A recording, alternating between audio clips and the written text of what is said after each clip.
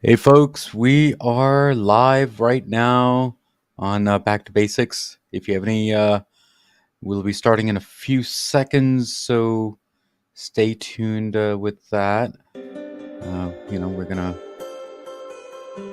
I guess we're gonna start some music if you don't mind, and then we're gonna talk about the basics of sales, selling. Those are the words that we'll be using today, and it'll be totally awesome. Please do comment as as the show goes on, and we'll talk and chit chat with the guest of mine. So I guess we will go live now. So, how are you, folks? My name is Girish Bali, and I'm gonna stop here. Hello, folks. My name is Girish Bali, the host for Back to Basics, another Back to Basics for another week. We are going to be talking about sales, selling. What is important? How is it important? How do we sell in these type of ways? Because in the olden times, we used to knock on a door and start selling. Now it's a different aspect of it, and we're going to talk about that, what the differences are, and what the difference is today, and what the difference is going to be in the future if it is the same as today. So we'll figure that out as we go along on this journey in this episode today. His name is Andy Paul, to be exact, and he's on the call, and we're going to invite him into Back to Basics. So, Andy, how are you? And thanks for coming to Back to Basics. Girish, thanks for having me. Absolutely. Thank you again for coming here and enjoying being on the show. So before we get into the details of Sure. the sales and selling and everything else that we're going to talk about, Right. what does Back to Basic mean to you? Focus on the fundamentals, right? Okay. And very important in sales. I just wrote a whole book about that. So yeah, they're just sort of some core human things we can do that as salespeople, as sales professionals, that enable us to connect with our buyers and help them achieve what's important to them. Yeah. So thank you again, Andy, for coming on the show and explaining your meaning of Back to Basics, and thanks for coming here. Selling and sales, that is a big, huge topic, isn't it? How has it changed over the years, or has it changed? What are your thoughts on that? Well, you look at it at two different levels. I mean, one is the tools we use to sell have to help us sell have changed substantially, right? Is especially over the last 20 years with the advent of sort of cloud-based CRM, and now we have our sales engagement, conversational intelligence tools, a sort of long laundry list of different types of sales tools available. But that doesn't cloak the fact that at heart, selling is still a human-to-human business. And the way that we interact with the people that we're trying to help, that hasn't changed enough, actually, in my mind. And it was one of the motivations for me to write my book, was that in that dimension of it, that dimension of sales, in terms of the way we interact with humans and help these other humans, these buyers, achieve the things that are most important to them, arguably we haven't improved at all in the last 15, 20, 30, 40 years. And so I wanted to explore that and perhaps find a path forward that enables us to get better. Yeah. Thank you again. But the reason why I asked this is, let's talk about, let's say, call centers and customer service in general. Okay, that has changed over the years. The IVR has been more personalized, but I think when we click on the number one or number two for sales, we always need a human connection. And it seems like we connect that way when we do selling. I thought we're going ahead when it comes to the automation part, but that I think sales is always human connection, isn't it? Or well, what are your thoughts on that? It depends on the product, right? There's certainly, again, in the aftermath of the creation of Amazon and e-commerce, there's a much broader selection of products that we feel comfortable buying without talking to a human. But on the other hand, there's still a huge number of products that as buyers want to be able to talk to a human, because they want to make sure that they're on the right track, really. I mean, it's not like buyers can't go out these days, can't go out and gather lots of information online about products and companies, and there's, user review sites and so on. There's no shortage of information, but Mm. oftentimes in a company making a purchase decision carries with it some element of risk Yeah, for the yeah. company, perhaps for the individual themselves, from a career perspective. So part of their motivation for wanting to talk to sellers is to say, hey, have we really thought this through? Are we thinking about this the right way? Is there something we hadn't thought of? And they hope that the human seller can help them understand that better. But then the example that you gave was Amazon, right? But Amazon has been there for the longest time. But what about the people who are starting fresh? I mean, they have to start selling as a Mm. human connection to find out what you're selling and how you're selling and what you're selling and how much you're selling and all that Well, fun depending, stuff, right? yeah, depending on the business, for sure. Yeah, Yeah, yeah, I yeah. mean, if you have something that's more consumer oriented or a relatively low price, I mean, we're seeing now in the software world this whole idea of product led growth, which is, uh, sort of unattended by a seller. It's sort of back in the days of the freemium model or a low cost entry point, which you can then scale up without ever talking to a salesperson. Yeah, Sure. yeah, I yeah. mean, there's certain class of products that works for, but again, if you're dealing with something at some level of complexity or some element of risk, then buyers want to talk to a seller. Yeah. Now, they'll make a decision which seller they want to talk to. Is this a seller that's just self-interested, pushy, persuasive seller, sort of stereotypical? Then Yeah. yeah, they really don't have time for those people. That's But right. for salespeople who are there to really listen to the buyer, to understand what's most important things to the buyer, and then help them get that, then buyers have time for those people. Yeah, yeah, yeah. Thank you again, Andy, for explaining that. Now, the world that we're going in is virtual based, right? And Mm. everything is really e-commerce, as you mentioned, right? Do you think sometime in my lifetime or your lifetime, do you think that the shops and retails are tata bye bye, or are they still here?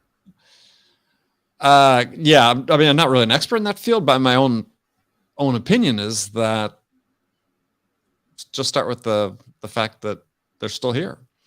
Yeah, So, what's going to change in the next 20 years? It says, look, Best Buy will go out of business.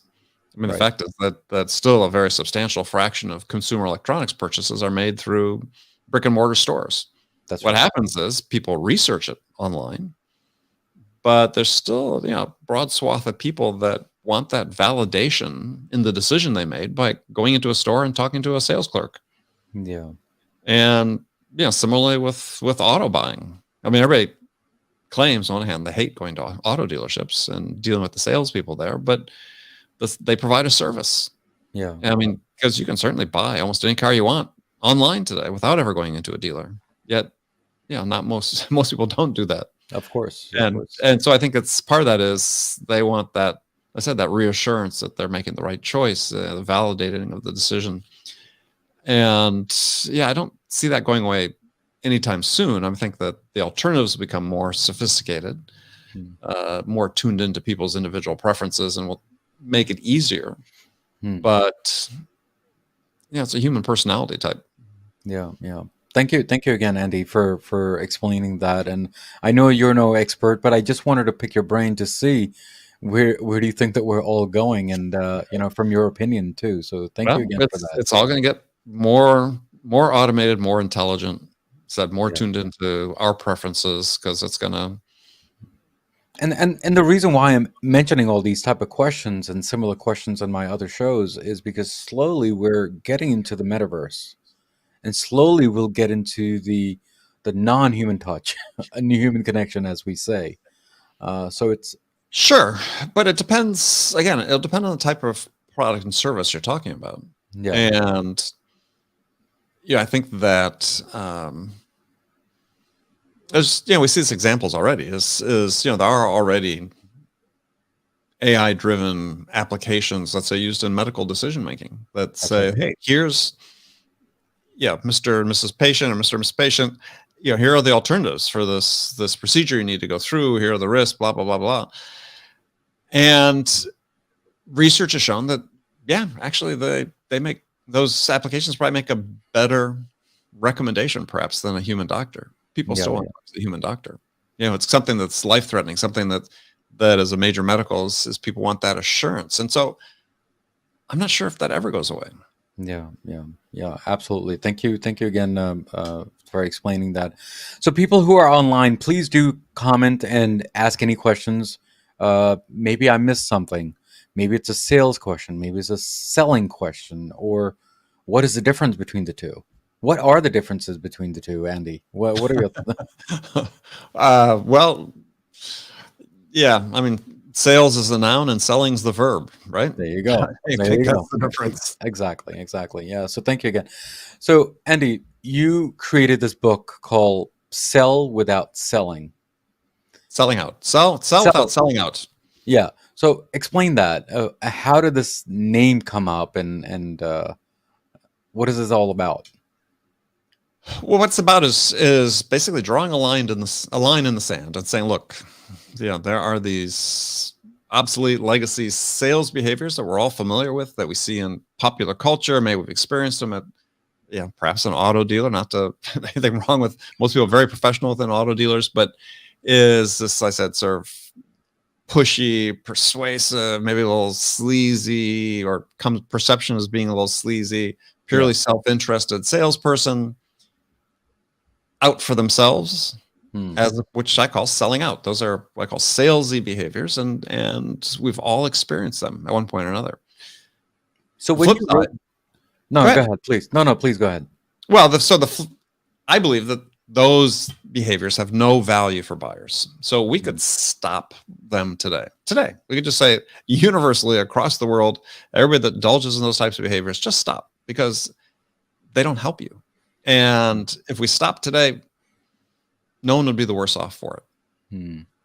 So So the counterpart to selling out is what I call selling in, which is, yeah, we're going to lean on these core human attributes we have that we're wired as humans, we are wired to hmm. do, which I Hmm. call connection, curiosity, understanding, generosity, and use those to be able to help our buyers make informed decisions with less investment of their time. Yeah, yeah, yeah. When you created this book, did the title come first, or did the situation No, comes first? the situation came first. The title came about relatively late in the game, actually. Okay. So yeah, it So may was. I ask what was the first two choices, or this was the only choice? I'm not even sure I remember the first few. I mean, there's probably been a handful before this one, Hmm. but it is a.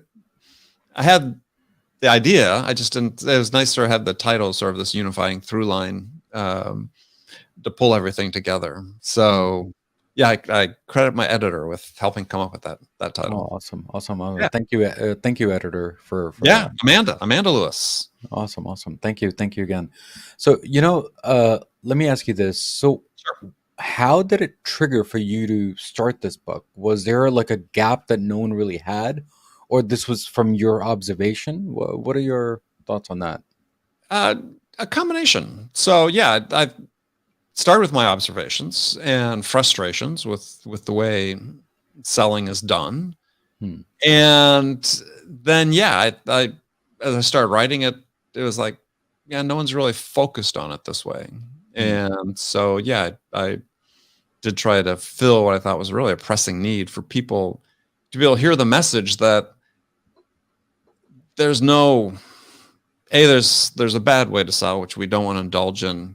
But beyond that, we're trying to figure out the best way to sell. Is the best way is the way that is best for us as Hmm. individuals. And the book is a roadmap really for people to say, yeah, this is how I can become or start to become the best version of myself in a sales Hmm. context. Hmm. And also as a guide for managers and leaders to say, yeah, well, these are the elements we should be trying to develop in our sellers. So when you're selling something, do we look at numbers, or do we look at the quality and the best way to sell? No, explain what you mean. So there's a quote that I read, and it says, "Do not focus on numbers, but focus on what you do best." So what are Yeah, your well, I think maybe another way to phrase that is, yes, don't focus on numbers so much as focus on the outcomes for the buyer, right? If you can mm, help the buyer achieve their desired outcomes mm, and do that with enough regularity, you're going to hit your targets. You're going to make the money you want as a salesperson. mm, Zig Ziglar talked about, if you help, sort of paraphrasing, if you help enough other people get what they want out of life, you'll get what you want out of life. And that should inform your actions. Says, yeah, I'm here to help you. If I can help you achieve these outcomes, which are most important to you, then I will achieve the outcomes then that are important to me. yeah. So thank you again. So sales and telemarketing, and I guess sales, right? So what are the two differences? Because telemarketers can become pushy, and so can salesperson, right? But Yeah, how do we say no when they're becoming pushy? just say no. Yeah, but some people they feel bad. That's what I'm saying, Andy. Then, well, yeah, don't So feel what? bad. I mean, is if you're not interested, just say no and hang up. Um, and they'll go call somebody else and they'll have forgotten about you in 2 seconds because they're on to the next call. Hmm, Yeah, I mean, it's that job of, let's say, consumer-based telemarketing is, not easy work.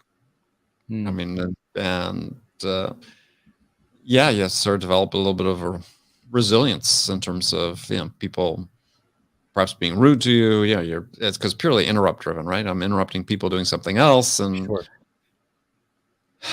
from a business to business standpoint, yeah, we do a little bit of that as well. As we have people that our job is to make proactive outbound phone calls, cold calls. But if you are providing a service, though, too, and that's the point that you have to Hmm, have in mind as you're approaching people is that I'm selling something that is valuable to companies, that when they utilize this product and a service, the trick is in these sort of very noisy times is just capturing a bit of a time and attention of the person you're talking to be able to have them perhaps say, yeah, I want to continue to invest some time and learn more. hmm. A person who's not a salesperson, how can Mhm. they start becoming a salesperson? What are the coach items do you give? Their top three, let's say. Well, I mean, What are your nuggets that you give people? yeah, I mean, yeah, not really comfortable calling people persons. I think you're a person who's in sales, right? You're a person who's Okay. selling, because it implies a certain type, and there's not a type. It's just it's a thing many people do, many different people do. I do it differently than everybody else in the world that does it, and everybody else in the Okay. world does it differently than me. I mean, it's like we all do it our own way. The commonality, though, is that we have to sort of come from a position of service. Hmm, Is, yeah, I'm this is a service I provide. Selling is a professional service, just like many others that I provide to help my buyers improve their businesses in one dimension or another. So you hmm, start with this element of service, hmm, there to help people. So in order to do that, in order to help them, what do you have to do? Well, you have to be able to connect them on a human level, so that you build some level of trust, so they'll open themselves up to you, asking questions that are, let's I call it, sticking their nose into their business, right? right. Because the only way you can really learn what's important to your buyer and how you can help them is to be given that permission to ask those types of sort of penetrating um, questions that demand the buyer give you information that they wouldn't normally give to anybody outside the company. Hmm. Well, a person who's in a let's say who's a influencer and a entrepreneur, right? And they have Mhm. all these followers. These followers are maybe a community or just Mhm. followers in general. How do you convert those followers to people to buy? Well, that's the age old question, right? It is, how Yes, do you do that? because now we're coming to the digital world, right? So how do you do that besides being, let's say, if you send an email marketing instead of spamish, you want to send them a proper email with a promotion or whatever. So What are Well, your I think thoughts I on? think if you're an influencer, Hmm. you have to first build that level of trust. To become an influencer, you have to build that level of trust with the people that are in your audience that follow you. Yes. And so if you're going to abuse that trust by sending them spammy emails, then you'll lose that trust, right? You won't Of have course. that. Of course. Of course. So part of the way you build that trust is to, again, as an influencer, you start by giving, right? Mm. So what can I give? How can I give to help you in your world? If it's, for me as a sales influencer, is, what can I say? I'm very conscious about in the posts I make every day on LinkedIn. Is this going to help the people that follow me, that are looking for some sort of advice, some sort of, really not even advice as much as they're just looking for a new perspective on something that they've been doing. They've undoubtedly read books, listened to podcasts, but that's really, I think, our role is just to help people think perhaps differently than they have about what selling meant to them, for instance. Mm. So yeah, in order to have people, decide to, my followers to buy this book is yeah, it starts with a level of trust Yeah. and Yeah. being first and foremost about them before yourself. Yeah, I think the trust goes a long way, doesn't it? And to maintain that trust throughout the time, that is also another thing, which I guess that's what Back to Basics is all about: being honest and truthful, and just like a regular person, just like myself, Yeah. hopefully. Yeah, I mean, just operate with integrity. That's really the thing is people. If you say this is what people should do, then make sure you're doing those things yourself. Yeah, yeah, yeah. Andy, thank you again for that. Now you've written this book. What is Andy Paul for the next 5 years? Are we having another book? I would like to have another book. I've got two or three in mind that uh, are out there in Hmm. various shape or form. So yeah, I'd like to. Yeah, before while I'm still have the energy and the ability to do it, I'd like to write some more books. Yes, Awesome, awesome. Yeah, the next time when you do write the book, please do remind us and come back to this show, and then we'll talk about in detail about we'll that do book that. I too. appreciate the And opportunity I to. will take my abilities to get the book that you have now, and then have you signed, and we'll figure that out on the details of that. But thank you again, Andy, for coming on the show. So before you leave, Mhm. um, how was your journey on Back to Basics? And any last words for all the viewers and listeners on my show? Um, no, this is great. Thank you for having me. And yeah, if people want to connect with me, please go to LinkedIn. It's probably the easiest way to do it. And yeah, connect with me and message me if you'd like to have a conversation, or visit my website at andypaul.com. And you can buy my book wherever you buy books.